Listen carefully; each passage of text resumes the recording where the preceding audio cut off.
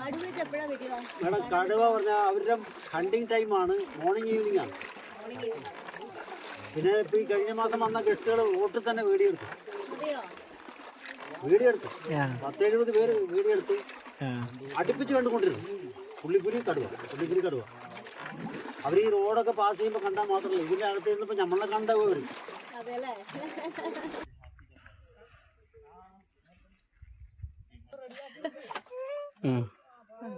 किसी का चप्पू बना इसको गुड मॉर्निंग. ഇതാണ് കേട്ടോ നമുക്ക് അലൗട്ട് ചെയ്ത കോട്ടേജ്. കഴിഞ്ഞ ദിവസം നമ്മൾ രാത്രിയാണല്ലോ എത്തിയിരുന്നത്, അതുകൊണ്ട് നമുക്ക് ഫ്രണ്ട് വ്യൂ ഇരുട്ടായതുകൊണ്ട് കാണിക്കാൻ പറ്റിയിരുന്നില്ല. ആകെ റൂംസൊക്കെ അല്ലേ കാണിക്കാൻ പറ്റിയുള്ളൂ. അപ്പോൾ അതിന് വേണ്ടിയിട്ട് ഇന്ന് കാണിച്ചതാണ് കേട്ടോ. തൊട്ടടുത്ത് നമുക്ക് ഇവിടെ ഇങ്ങനെ ട്രൈബൽ ഹെറിറ്റേജ് ഉണ്ട്. അത് ഒരു മ്യൂസിയം പോലെയാണ്, അവരുടെ ഹിസ്റ്ററി മുഴുവൻ പറയുന്നത്. പക്ഷെ അത് നമുക്ക് ഇപ്പോൾ കാണാനുള്ള സമയമില്ല. നമുക്ക് നേരത്തെ രാവിലെ തന്നെ ചെങ്ങാടത്തിൽ പോകണം. അതിൻ്റെ തൊട്ടടുത്ത് തന്നെയായിട്ട് നമുക്കൊരു ബ്രേക്ക്ഫാസ്റ്റ് കഴിക്കാനുള്ള കഫേയാണ്. അവിടെ നമ്മൾ ഓർഡർ ചെയ്തിട്ട് വേണം പോവാൻ. പുട്ട് വേണോ ഇഡ്ഡലി വേണോ എന്നൊക്കെ നമ്മളൊന്ന് ഓർഡർ ചെയ്യണം. എന്താ വെച്ചാൽ അവർ ആ ട്രൈബൽസ് തന്നെയാണ് അവിടെ ഉണ്ടാക്കുന്നത്. അതായത് ഈ നമ്മുടെ ഗൈഡിൻ്റെ ഒരു സിസ്റ്ററാണ് അവിടെ ക്യാൻറ്റീനൊക്കെ ആയിട്ട് പോലെ നടത്തുന്നത്. അപ്പോൾ അവർക്ക് നമ്മൾ പറയണം, ഒരിക്കലും ഫുഡ് വേസ്റ്റ് ചെയ്യേണ്ടാത്തത് കൊണ്ട് നമ്മൾ പറയണം, നമ്മൾ ഓർഡർ ചെയ്യണ ആ ഫുഡ് മാത്രമേ അവരുണ്ടാക്കുകയുള്ളൂ. അതുകൊണ്ട് നമ്മളത് നേരത്തെ ഓർഡർ ചെയ്തിട്ട് വേണം പോവാൻ. ജസ്റ്റ് ഒരു ചായ കുടിക്കാനായിട്ട് നമ്മൾ തൊട്ടടുത്തൊരു ജംഗ്ഷൻ പോലെ ഉണ്ട്. അവിടെ നമുക്കിങ്ങനെ ഒരു ചായക്കടയൊക്കെ ഉണ്ട്. അപ്പോൾ അതിന് വേണ്ടിയിട്ട് പോവാണ് കേട്ടോ രാവിലെ. ഇവിടെ എവിടെ നോക്കിയാലും മയിലാണ് കേട്ടോ. നമ്മുടെ അവിടുത്തെ കാക്കയും കോഴിയൊക്കെ പോലെ ഇങ്ങനെ റോട്ടിലും നമ്മുടെ കോട്ടേജിൻ്റെ ഫ്രണ്ടിലും കോട്ടേജിൻ്റെ മുകളിലും എവിടെയും നമ്മൾ എവിടെയൊക്കെ തിരിഞ്ഞു നോക്കണോ അവിടെയൊക്കെ മയിലുകളാണ് കേട്ടോ. രാവിലത്തെ ആ കിളികളുടെ ശബ്ദം നല്ല രസമാണ് കേട്ടോ കേൾക്കാൻ.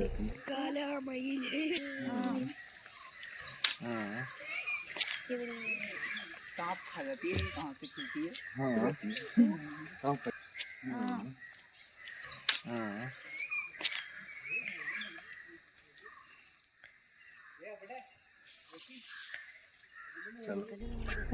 ഈ കഫേയോട് ചേർന്ന് തന്നെ ഒരു എക്കോ ഷോപ്പ് ഉണ്ട് കേട്ടോ.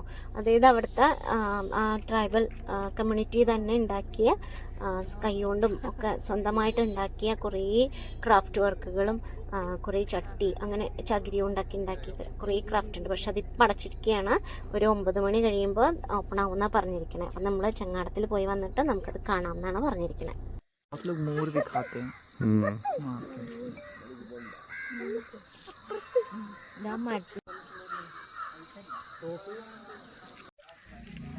ഇവിടെയാണ് കേട്ടോ നമ്മൾ ചായയൊക്കെ കുടിക്കാൻ വന്നിരിക്കുന്നത്.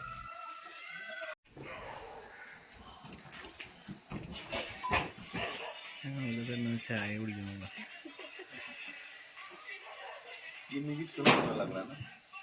പ്രണവ് ഫ്രണ്ട്സിനെ നോക്കി കിടക്കുന്നുണ്ട്. പ്രണവിന്റെ ഫ്രണ്ട്സൊക്കെ അവിടെ വന്നിട്ടുണ്ട്. പ്രണവ് നോക്കണത് കരിങ്കുരങ്ങുകളെയാണ് കേട്ടോ. ഒരുപാട് കരിങ്കുരങ്ങുകൾ നമ്മുടെ മരത്തിൻ്റെ മുകളിലും ടീ ഷോപ്പിൻ്റെ മുകളിലും ഒക്കെ ആയിട്ട് ഇങ്ങനെ ഉണ്ട് കേട്ടോ.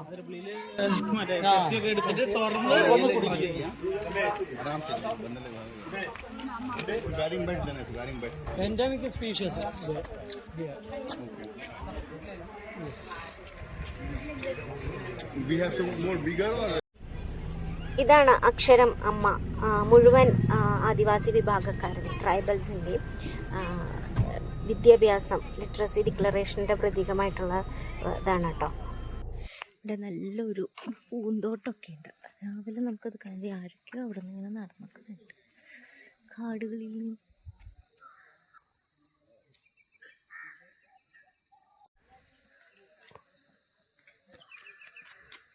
ഇനി നമ്മൾ പറമ്പിക്കുളം റിസർവോയറിലേക്ക് പോവാണ്, ചങ്ങാടത്തിൽ പോകാനായിട്ട് കേട്ടോ. അവിടേക്ക് പോണതും കഴിഞ്ഞ ദിവസം നമ്മൾ കണ്ടതുപോലെ തന്നെ ഒരു ഓഫ് റോഡാണ്. രാവിലത്തെ സൂര്യൻ്റെ രശ്മികളും കാടും ഒക്കെ നല്ല രസമുണ്ട് കേട്ടോ കാണാനായിട്ട്.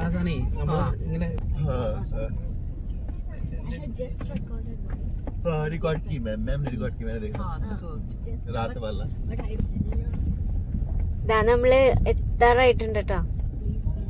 വണ്ടി ഓൾറെഡി അല്ല അവര് വന്നു, പക്ഷേ റാഫ്റ്റിംഗിൽ റാഫ്റ്റിങ്ങിൽ എടുക്കില്ല. കാരണം ടിക്കറ്റ് എടുത്തിട്ട് വരാതെ പറ്റില്ല. इसका स्पीड लाइक स्ट्रीम जो है वो काफी सही स्पीड पे भी लग रहा है लाइक ഇതിന്റെ ഉള്ളിൽ കയറ്റി വരുന്നു. मस्त ना ഇതിന്റെ ഉള്ളിൽ നിർത്തിയാൽ മതി. वो पूरा कैप्चर भी हो गया है एकदम फुल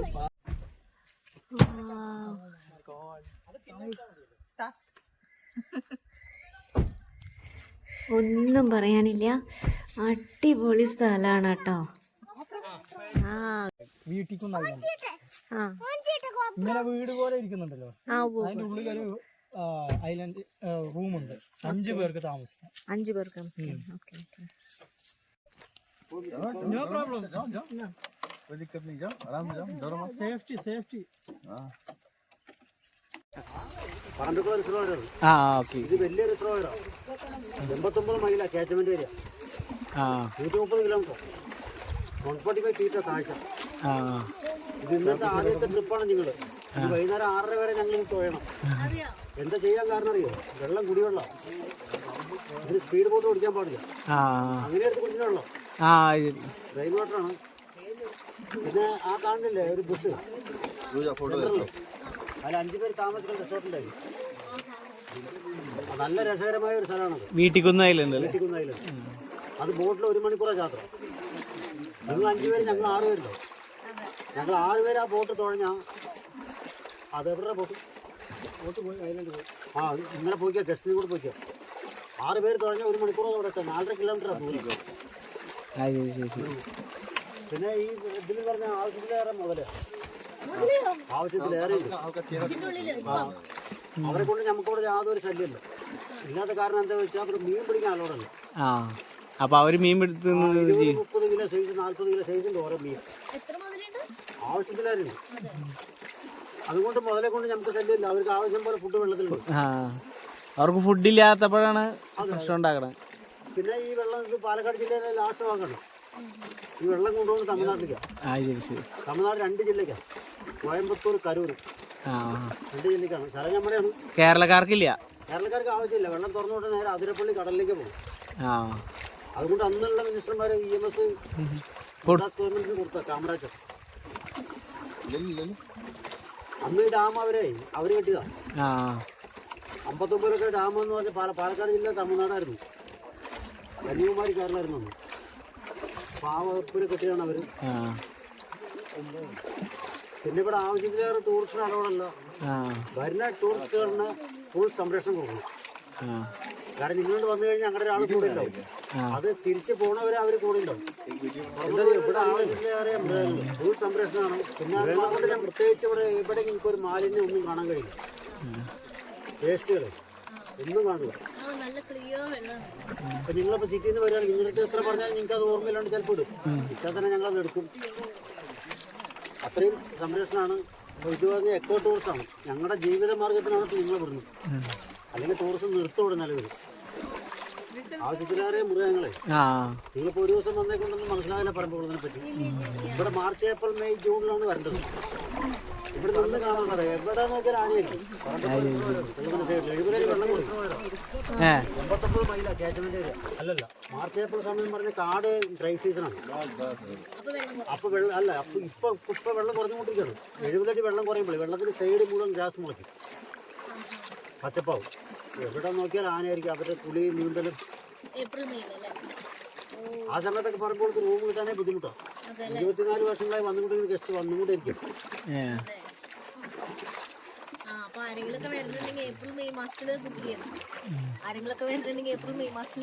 നേരത്തെ ബുക്ക് ചെയ്യണം. നേരത്തെ ബുക്ക് ചെയ്യണം. അല്ലേ കിട്ടില്ല. ഇതൊരു പീസ് ഉണ്ടെങ്കിൽ തന്നെ 3 ആൾ രക്ഷപ്പെടാം. എന്നാൽ കമ്പൽസറി നമ്മൾ ലൈഫ് ജാക്കറ്റ് ഇട്ടേ പറ്റും. വേറെ മലപ്പുറത്തൊക്കെ കണ്ടില്ലേ, ഈ സാധനം ഉണ്ടെങ്കിൽ അവരൊക്കെ രക്ഷപ്പെട്ടിട്ടുണ്ടാവും. ആ ബോട്ടില്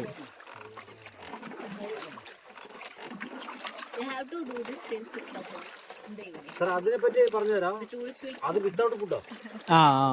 അവിടേക്ക് വിത്തൗട്ട് ഫുഡാണ്. നമ്മൾ ഡിന്നറിന് എന്ത് നിങ്ങൾ പറഞ്ഞാൽ ഞങ്ങൾ വാങ്ങിക്കും. നിങ്ങൾക്ക് വാങ്ങിക്കാറില്ല, ഞങ്ങൾ വാങ്ങിക്കും. ആ അത് നിങ്ങൾ പേ ചെയ്യണം. ആ ശരി ശരി. അവിടെ എന്ത് വിധമായ ഭക്ഷണം വേണമെങ്കിൽ വെച്ച് കഴിക്കാം. നിങ്ങൾ വെക്കണ്ട, ഞങ്ങൾ വെക്കും. ആ അപ്പോൾ നമുക്ക് ഇവിടുന്ന് ഭക്ഷണം സാധനങ്ങൾ മേടിച്ചുകൊണ്ട് പോകാൻ ചെയ്യും. പിന്നെ അതിൻ്റെ അകത്ത് എന്തറിയോ, ഒരു 3-4 കിലോമീറ്റർ പവറിൽ ബൈനോക്കുലർ ഉണ്ട് ഞങ്ങളുടെ കയ്യിൽ. പിന്നെ അതിൻ്റെ അകത്തൊരു 3 കിലോമീറ്റർ നിങ്ങൾക്ക് നടക്കാനുണ്ട്. ആ ശരി ശരി. ഫുള്ള് മൃഗങ്ങളെ കണ്ടുകൊണ്ടിരിക്കുക എപ്പോഴും. ആ അത് ഇവിടെ 2 മണി ചെക്കിങ്, കാലത്ത് 9 മണി ചെക്കോട്ടോ. ആ 2 മണിക്ക് ഇവിടെ ഇവിടുന്ന് നമ്മൾ പോകും. ആ ഇവിടുന്ന് പോകണമെന്നല്ലേ? ഇവിടെ നിങ്ങൾ 5 മണിക്ക് ഇവിടുന്ന് പോയാലും രാവിലെ 9 മണി ചെക്കൗട്ട് ചെയ്യണം. വീട്ടിക്കുന്ന് ഐലൻഡിലേക്ക് പോണതിൻ്റെ കാര്യങ്ങളാണ് കേട്ടോ പറയണത്. 2 മണിക്ക് നമ്മൾ ഇവിടുന്ന് പോവും ചെക്കിങ് ചെയ്യാൻ. 9 മണി പിറ്റേ ദിവസം 9 മണിക്ക് ചെക്കൗട്ട് ചെയ്യണം. അങ്ങനെയാണ് നമ്മളിവിടുന്ന് ഫുഡും സാധനങ്ങളൊക്കെ പാചകം ചെയ്യാനൊക്കെ ആയിട്ട് കൊണ്ടുപോകും. അതുകൂടാണ്ട് നമുക്ക് സെക്യൂരിറ്റി ആയിട്ട് ഇവർ ഒരു 5-6 പേരുണ്ടാവും.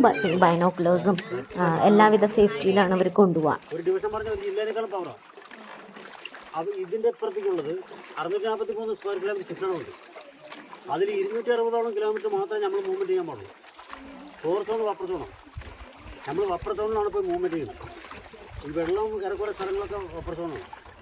അപ്പോൾ അതിലേക്ക് ടൂറിസത്തിന് ചെയ്യാൻ പറ്റും. അത് അനുവാദമുണ്ട്. ബാക്കിയൊക്കെ കടുവ മൂവ്മെൻറ്റുള്ള സ്ഥലം മുഴുവൻ കോർ സോണാണ്. പിന്നെ കന്നിമര തേക്ക് നിങ്ങൾ കാണാൻ പോയില്ലേ, അത് കോർ ഏരിയയാണ്. അവിടേക്ക് വണ്ടി വിടാൻ പാടില്ല. തേക്ക് നമ്പർ 1 ആണ്. നാഷണൽ അവാർഡ് വരെ മേടിച്ച മരമാണത്. അപ്പോൾ അത് അതെ അതെ.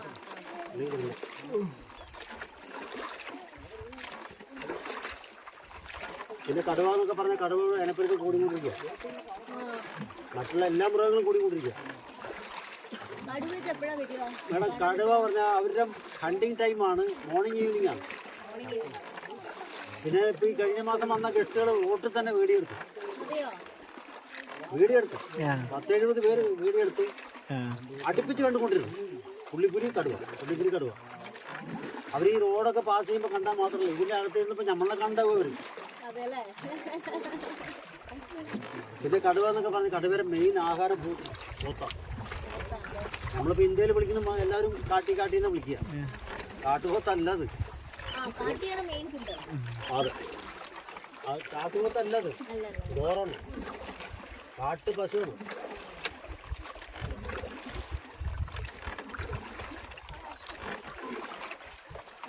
അവിടെ വേറെ ഇനി അപ്പോൾ അവിടെ ആൾക്കാർ മീൻ പിടിക്കണ്ട? ഇല്ലല്ല, ഇതെന്തിനറിയോ, ഇത് അത്യാവശ്യം അവരവർക്ക് യൂസ് ചെയ്യണം. ഇതിന് ഈ പൊടിമീനൊക്കെ ഞങ്ങൾക്ക് പിടിക്കാം, കറി വെക്കാനൊക്കെ. പബ്ലിക് സെയിൽ ചെയ്യാൻ പാടില്ല. പബ്ലിക് സെയിൽ നമ്മൾ പിടിച്ച് ചെയ്യാൻ തുടങ്ങി കഴിഞ്ഞാൽ മുതലേ നമ്മൾ പിടിക്കാൻ പറ്റും. ഏകദേശം കാര്യോടെ എടുക്കാറായപ്പോ എല്ലാവരും ഒന്ന് ജസ്റ്റ് ട്രൈ ചെയ്തു കേട്ടോ. തുഴയണേന്ന്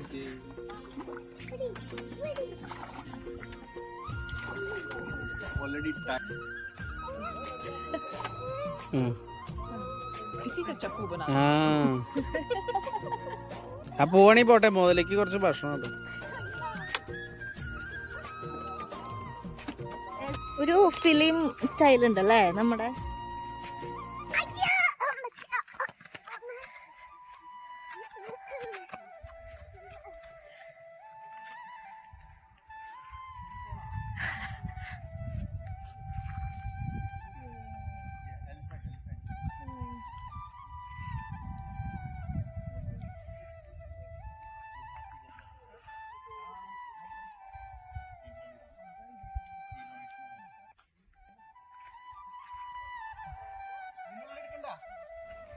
മുളങ്കാടിനുള്ളിൽ കുറച്ച് നേരം കാറ്റൊക്കെ കൊണ്ട് വിശ്രമിക്കാനുള്ള സൗകര്യങ്ങളൊക്കെ ഉണ്ട് കേട്ടോ അവിടെ. സത്യം പറഞ്ഞാൽ എത്ര നേരം നമ്മളവിടെ സ്പെൻഡ് ചെയ്താലും നമുക്ക് മതിയാവണില്ല തോന്നുന്ന ഒരു അന്തരീക്ഷവും സ്പേസും ആണ് കേട്ടോ.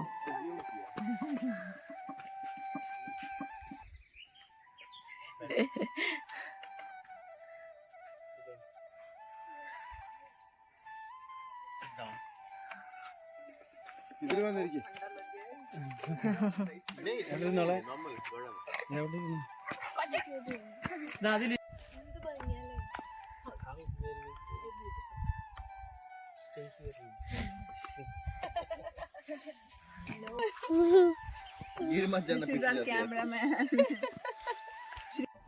ബ്രേക്ക്ഫാസ്റ്റ് കഴിക്കുന്നിടത്തേക്ക് നമ്മൾ തിരിച്ചു പോരണ വഴിയിൽ, അതായത് ആ കോമ്പൗണ്ടിൻ്റെ ഉള്ളിൽ തന്നെ നമ്മൾ അവിടുത്തെ പോസ്റ്റ് ഓഫീസ് കാണാനിടയായി. പക്ഷെ നമുക്ക് എനിക്കൊരു വിഷമം തോന്നിയ കാര്യം എന്താ വെച്ച് കഴിഞ്ഞാൽ അവർക്ക് ഇപ്പോഴും അറിയില്ല അതിൽ നമുക്ക് പോസ്റ്റ് ഓഫീസിൽ പൈസ നിക്ഷേപിക്കാനും എടുക്കാനും സാധിക്കും എന്നൊന്നും അവർക്കറിയില്ല. അവർക്ക് ഇപ്പോഴും വിചാരിക്കണത് അതിൽ ലെറ്റർ ഇടാൻ വേണ്ടി മാത്രമുള്ളൊരു ഇതാണെന്നുള്ള അറിവേ ഉള്ളൂ എന്ന് കണ്ടപ്പോൾ എനിക്ക് വളരെ വിഷമം തോന്നി കേട്ടോ. ബ്രേക്ക്ഫാസ്റ്റ് കഴിച്ച് കഴിഞ്ഞിട്ടാണ് നമ്മൾ ട്രീ ഹട്ടും എക്കോ ഷോപ്പും അതേപോലെ ട്രൈബൽ ഹെറിറ്റേജൊക്കെ കാണാൻ പോണത് കേട്ടോ. അപ്പോൾ അത് നമ്മൾ മറ്റൊരു വീഡിയോ ആയിട്ട് കാണാം. അല്ലാതെ ഈ വീഡിയോ ഭയങ്കര ലെങ്തി ആവും. അപ്പോൾ എല്ലാവർക്കും ശ്രീ പ്രണവ് വ്ളോഗ്സിൻ്റെ ഈ എപ്പിസോഡ് ഇഷ്ടമായെന്ന് കരുതുന്നു. ഇനിയും ഇതേപോലത്തെ ഇൻഫോർമേറ്റീവും രസകരമായിട്ടുള്ള വീഡിയോസ് കാണാനായിട്ട് എല്ലാവരും സബ്സ്ക്രൈബ് ചെയ്യുക, ഇഷ്ടമായി ലൈക്ക് ചെയ്യുക, ഷെയർ ചെയ്യുക, കമൻറ്റ് ചെയ്യുക. Thank you.